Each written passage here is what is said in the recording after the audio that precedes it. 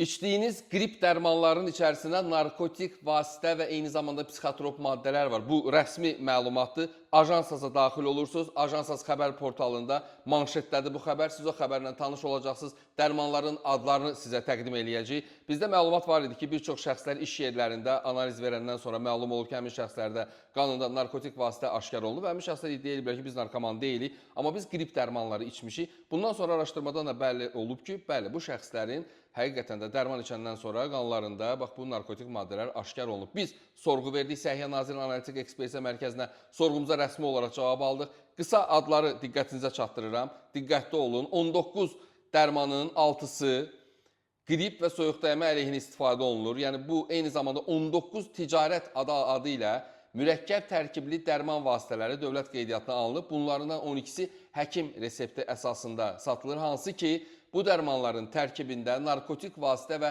psixotrop maddələr var. Bu rəsmi məlumatdır. 19 dərmanın 6-sı qrip və soyuq dəymə əleyhinə istifadə edilir. Tərkiblərində narkotik vasitə olan kodein mövcuddur və bu qanunvericiliyə görə nəzarətdə saxlanılmır. Bir daha deyirəm, narkotik vasitə olan kodein mövcuddur və qanunvericiliyə görə nəzarətdə saxlanılmır. Dərmanlar isə bunlardır: kaffetin, paraferin, pentalgin N, kodilak, piralgin neo, kodefrin. Bunlardan isə ilk ikisi reseptsiz satılan dərmanlardır. Onlar isə reseptsiz satılanlar bunlardır: kaffetin və paraferin. Bu rəsmi məlumatdır. Burada çox böyük, geniş məlumat var. Siz ajansaza daxil olursunuz. Ajansaz xəbər portalında hansı istifadə olunan dərmanların tərkibində narkotik vasitə var, psixotrop maddə var, onlar hansı rəsmi qaydada necə gəlir, necə satılır və bununla bağlı ətraflı rəsmi məlumat əldə edə bilərsiniz və bu dərmanları siz də tanıyın.